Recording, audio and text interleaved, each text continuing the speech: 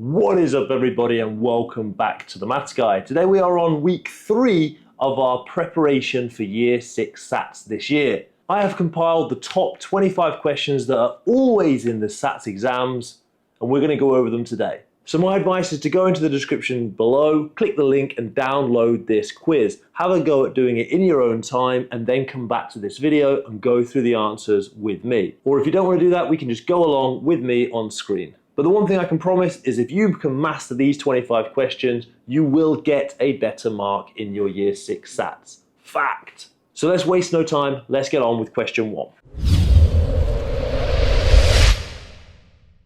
And question 1 is a sequencing question. We can see it says, what are the next two numbers? And we have 0.3, 0.7, 1.1, and 1.5.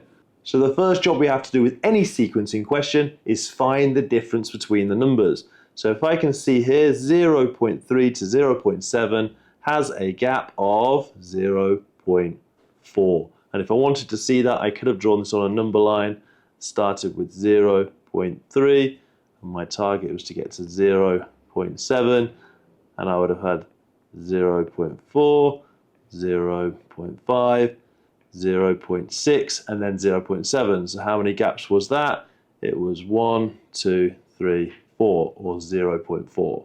So what's the gap between 0.7 and 1.1? We also have 0.4, and 1.1 to 1.5 is also 0.4. So it goes to stand to reason, the gaps are 0.4. So what do I need to do? Well, I need to add 0.4 to my 1.5. That leaves me with 1.9. And I'll do the same thing for our last one, 0.4, 1.9, add 0.4 is 2.3.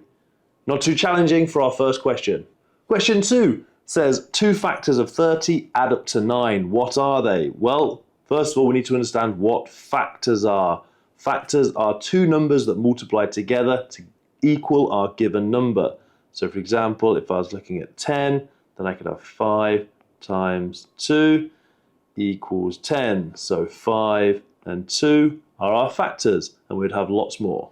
But we're not looking at 10, we're looking at the number 30 today. So I'm going to start with 30 at the top of my factor tree, and I'm going to try and find numbers that multiply together to equal 30. So my first logical step is always start with the number 1. I can have 1 times the number itself, which in this case is 30. 1 times 30 equals 30. Then the next logical step is 2. 2 times 15.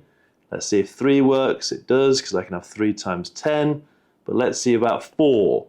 Does 4 work? 4, 8, 12, 16, 20, 24, 28, 32. So we skip past 30. So 4 is not a factor of 30. Let's try 5.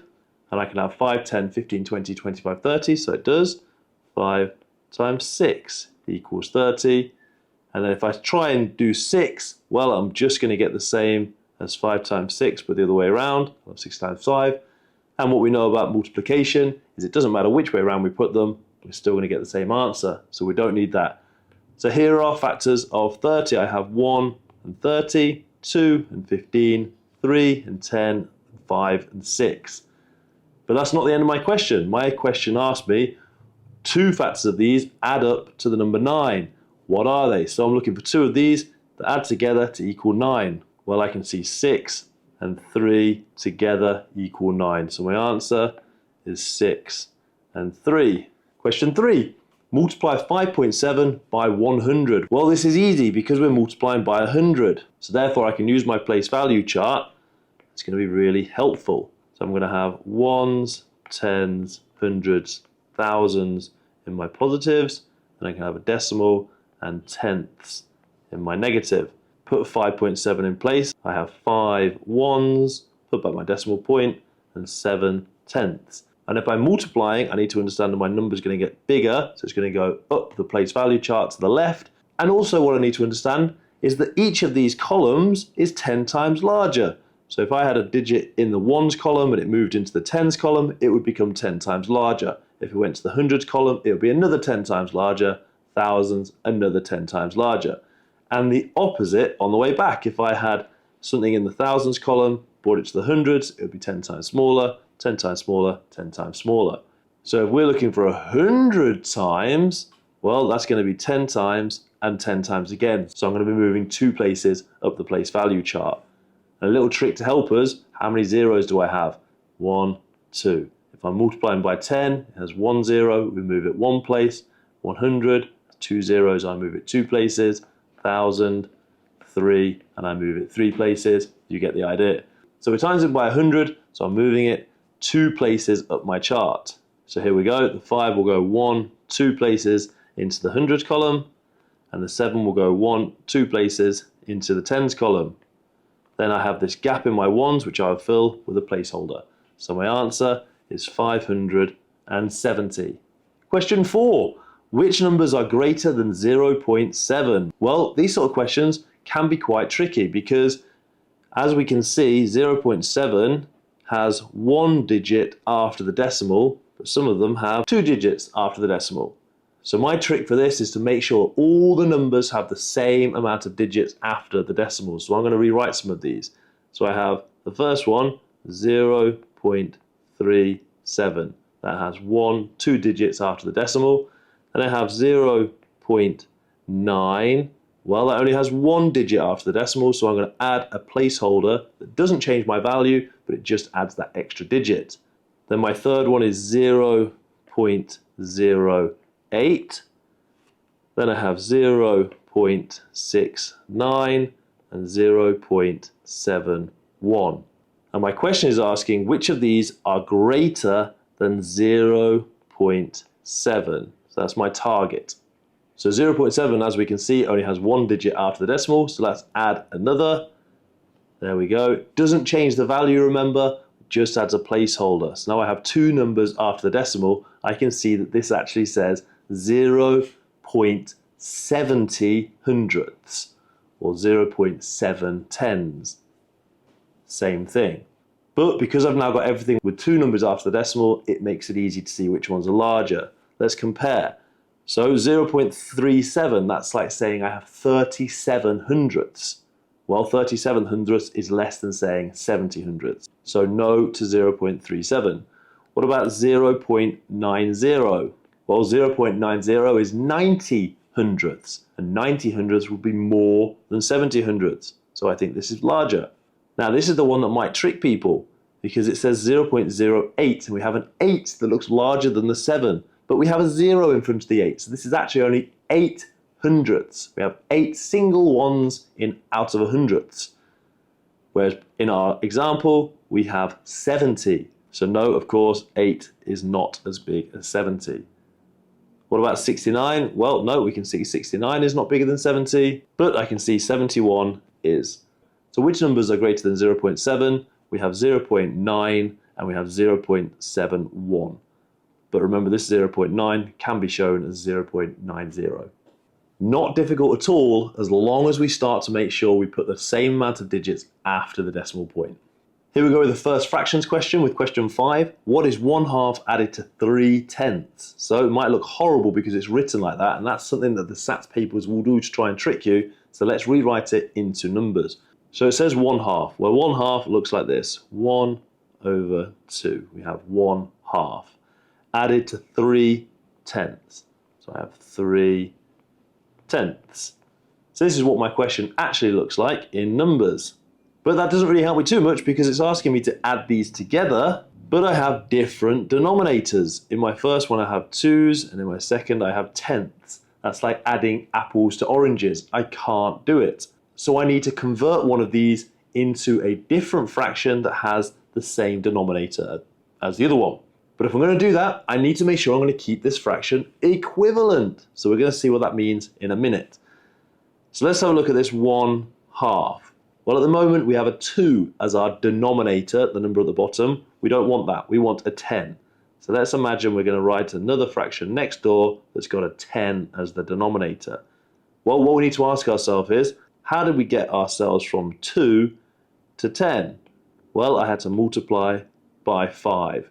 So if I'm going to multiply the denominator by 5, I need to multiply the numerator by 5 as well.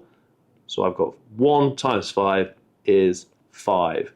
So now what I think is that this new fraction here, 5/10, is the same as saying 1/2, but it's just written differently. And I'm going to prove it to you by drawing out a chocolate bar. And I'm going to cut it in half. So that's the first fraction. I would have all of this.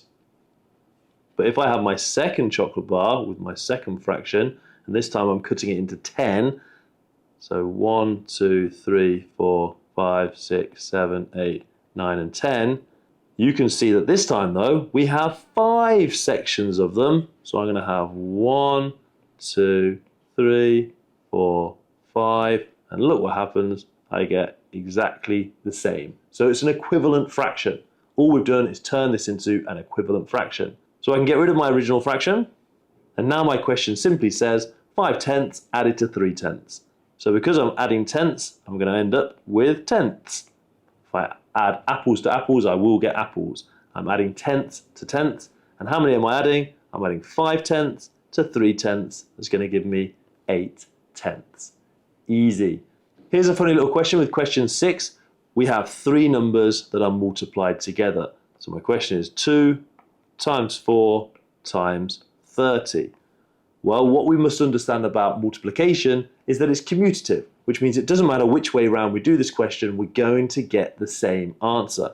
So let's do it in a way that makes it easiest for us. So what you might want to do is just go in order. 2 times 4 is 8, and 8 times 30 I don't really like, so I'm going to do 8 times 3 is 24, and then put back my 0 and make it 10 times larger at the end. So just going in order, I get 240. This time, let's check what happens if we come in a different order. So let's do 30 times 2.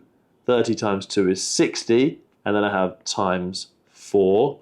Well, again, 60 times 4 sounds a bit horrible, so let's get rid of this 0 for a moment and do 6 times 4 is 24. But because I got rid of the 0, I now need to put it back and make my question 10 times bigger, 240. So no matter which way around I do this question, I will get the same answer. So do it the best way and the easiest way for you. Question 7, round 28.37 to the nearest whole number. Well, what's a whole number? A whole number is any number that does not have a fraction or a decimal after it. So I could have 2, I could have 8 million. These are all whole numbers because we don't have decimals. But as soon as I have 3.1, now I have a decimal number.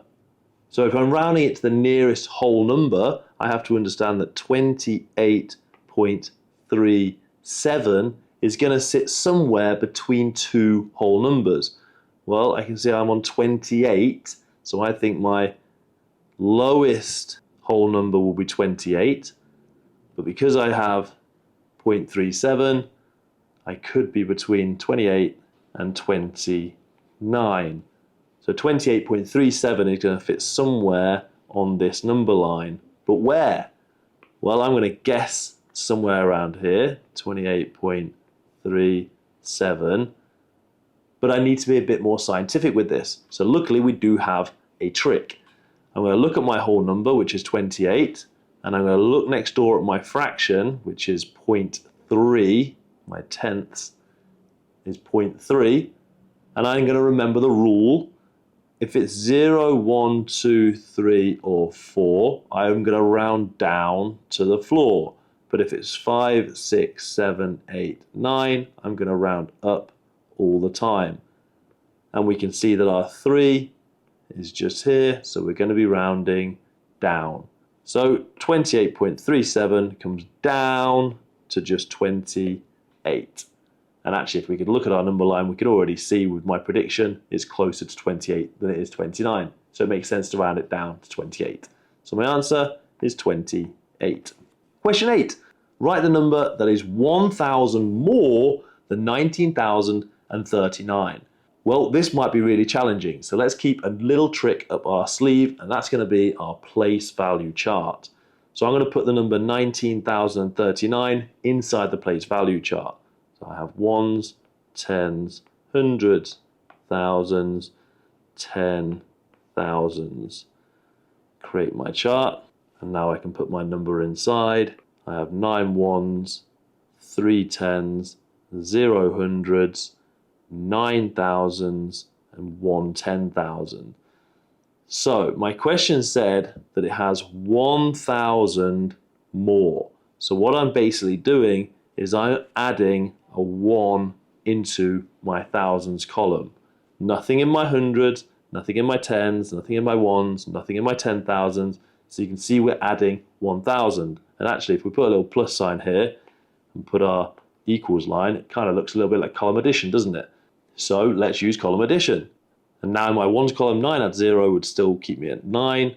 3 and 0 would keep me at 3. 0 and 0 stays at 0. 9 and 1 is 10.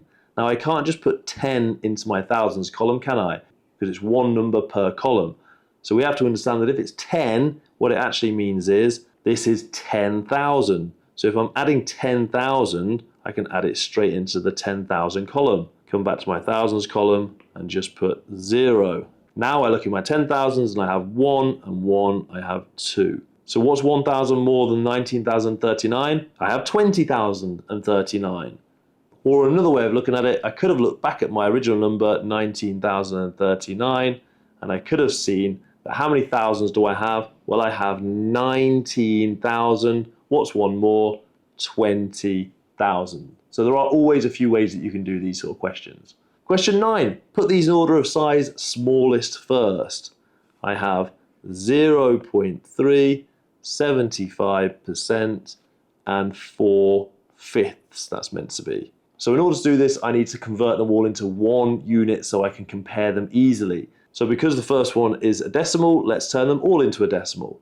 Well, 75%, that's like saying I have 0 on one side, 1 on the other. Where's 75% going to fit on my number line? Well, it's not halfway, that would be 50%. 75% is going to slot halfway between 50% and the 100%. So it'd be 75% over here. What's that as a decimal? Well, 50% would be 0.5. So as a decimal, we would have 0.75. So 75% becomes 0.75. Let's use the same number line for 4/5. And what it's saying is my line has been cut into fifths. So 1, 2, 3, 4, and 5. So what value will each of these fifths be? Well, if 100 is 100%, then I'm going to have to divide my 100 by 5. How many 5s are there in 100? I have 20.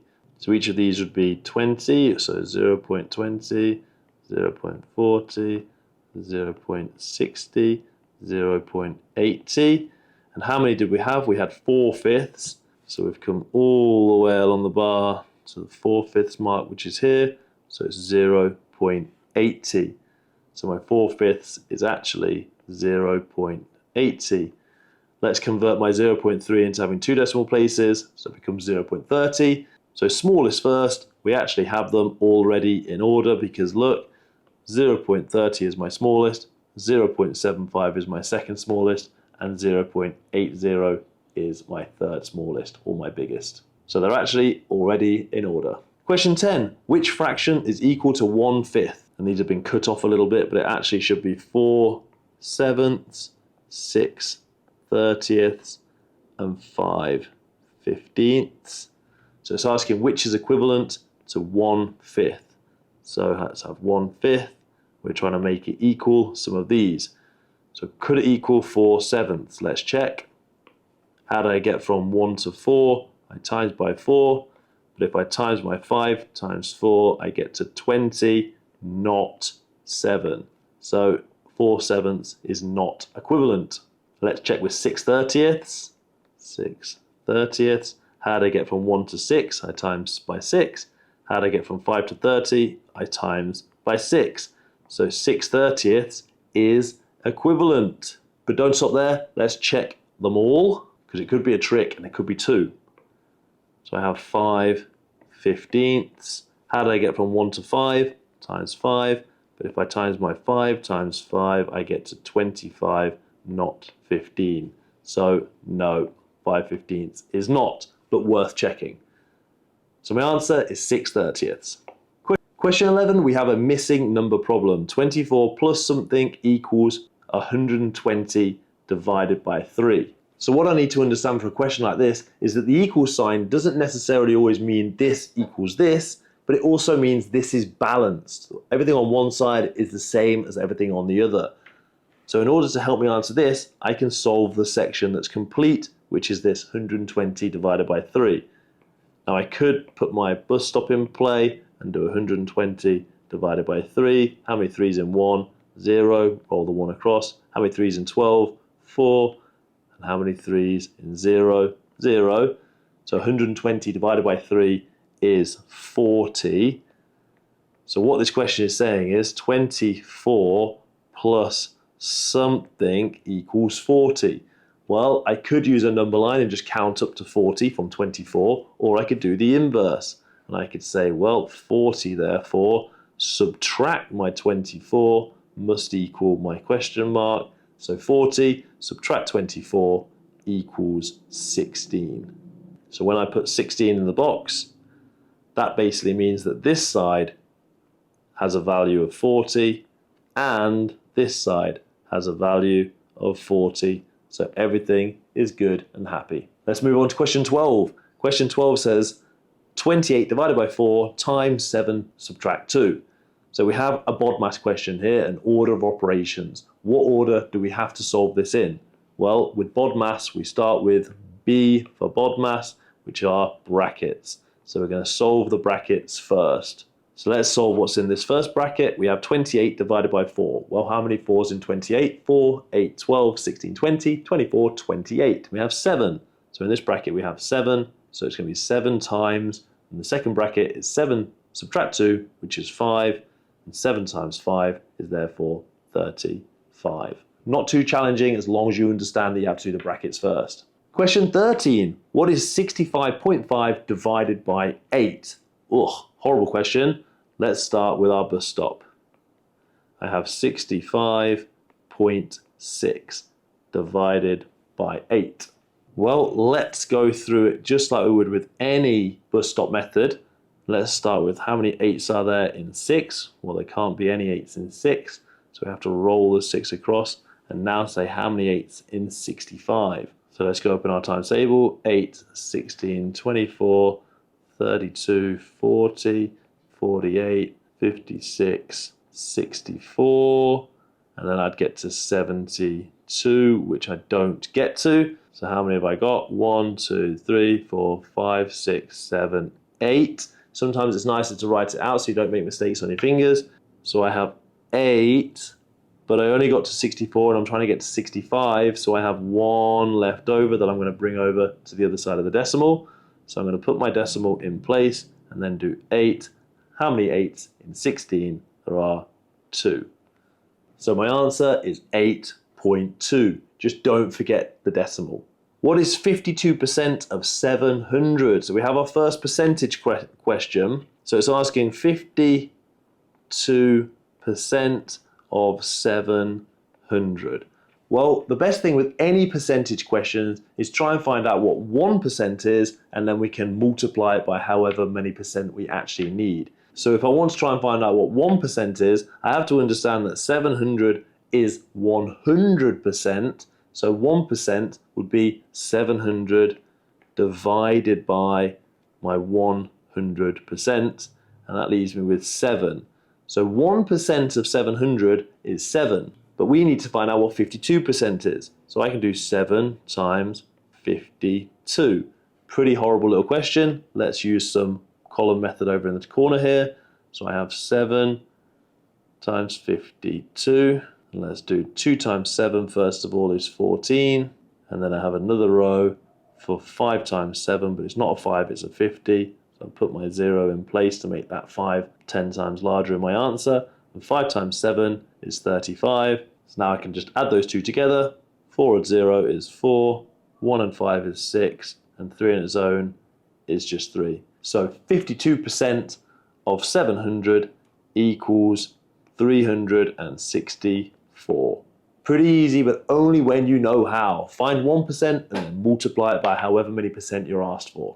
Question 15. The coordinates of a square are 18, 78, 72, and something something. So when we're looking at coordinates, we need to draw a graph. Let's draw it. There we go. And we need to understand that this axis here across the bottom, this is called our x-axis.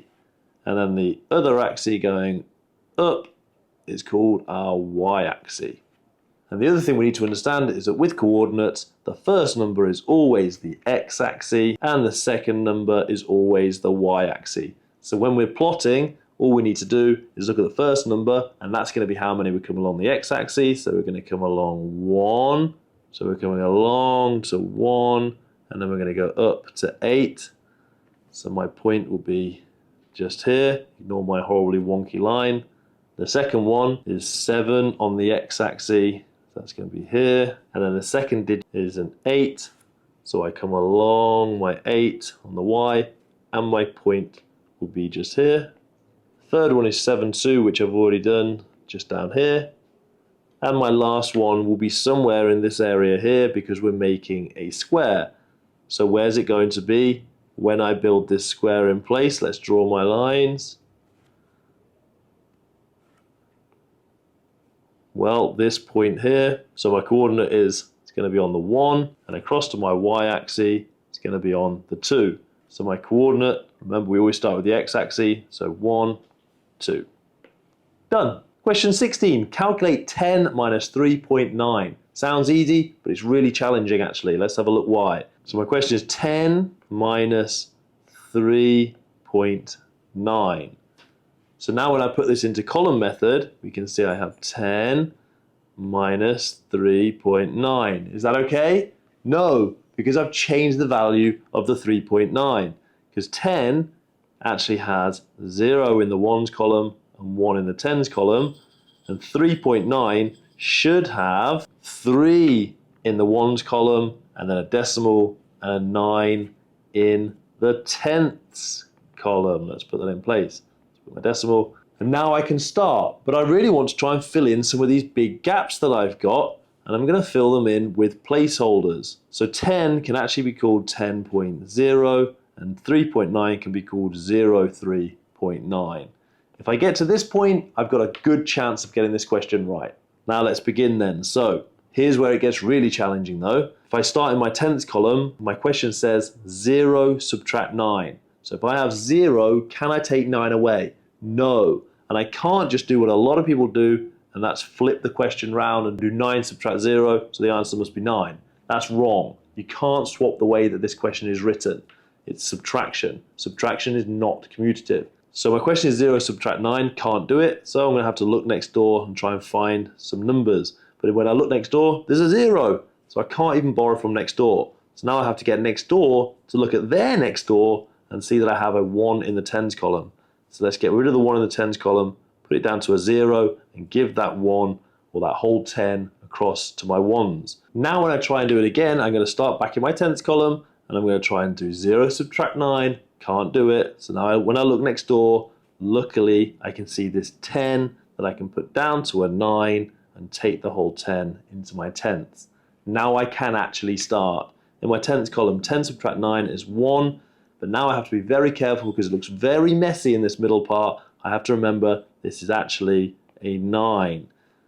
So 9 subtract 3 is 6, and 0 subtract 0 is 0. Put back my decimal point, so my answer is 6.1. Really challenging question, guys. Practice those kind of ones a lot. They're very common. Next question, 17. What is 5/6 of 60? We have another fractions question. So this says 5/6 of 60. Well, this is a fraction of an amount. So what it's saying is I have a total of 60, and I'm looking for what a fraction of that is, and my fraction is 5/6. So logically, my answer has to be less than 60. So I have a couple of strategies. I could get my 60 and divide it between 6, because we're sharing them between 6, and then count 5 circles. So let's do that.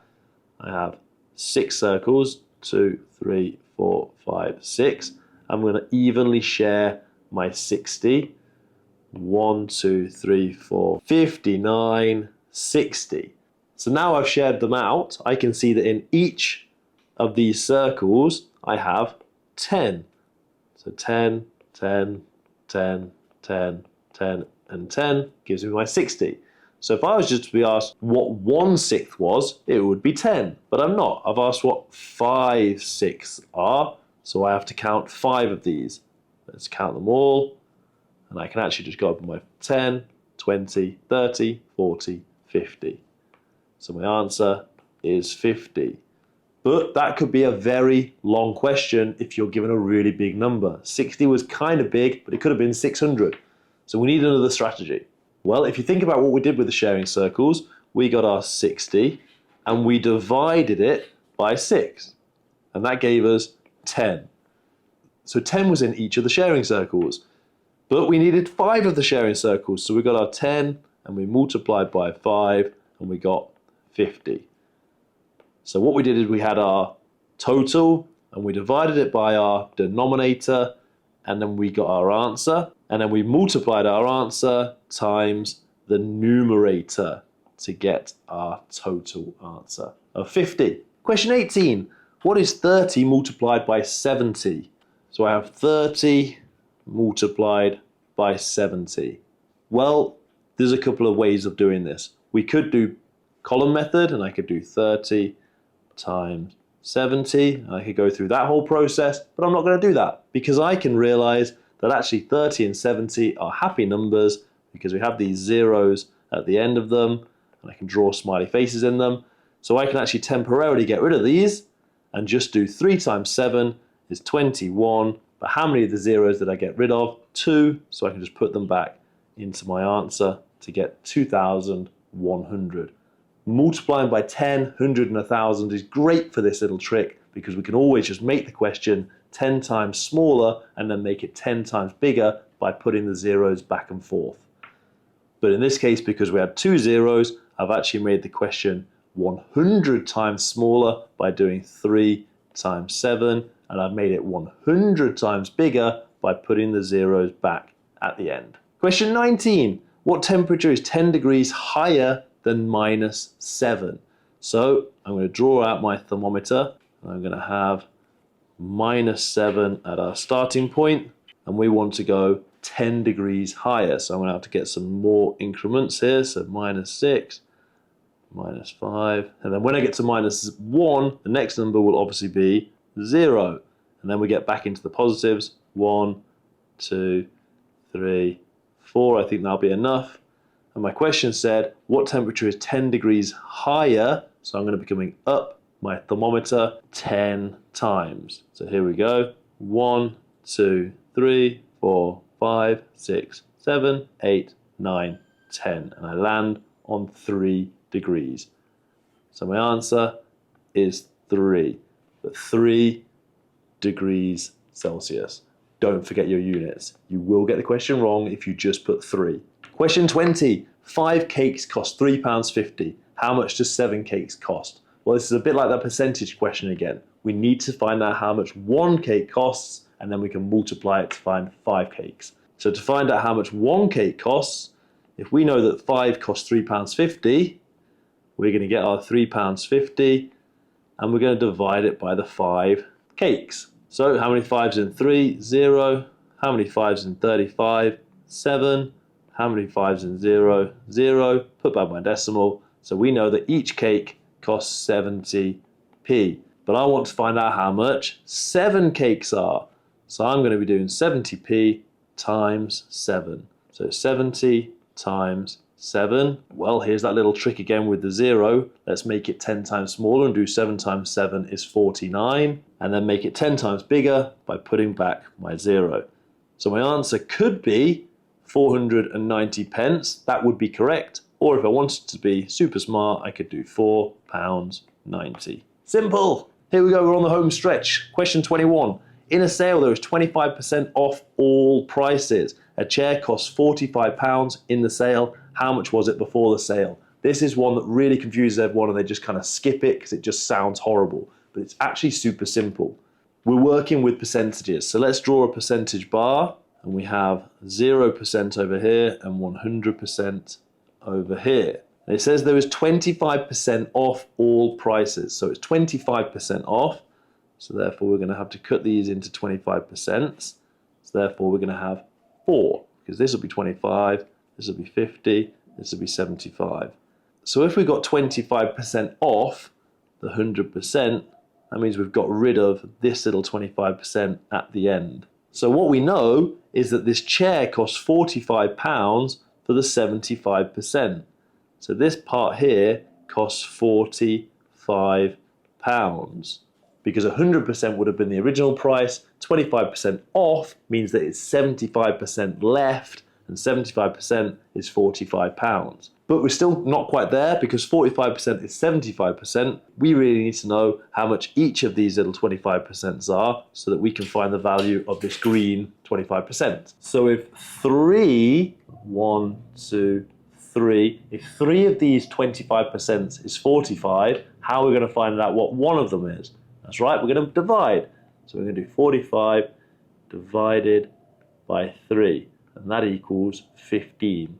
Use bus stop if you want. So I now know that each of these sections was £15 because look, 15 plus 15 is 30, plus 15 again is 45. So therefore, if these are all 15, therefore our missing one must also be 15.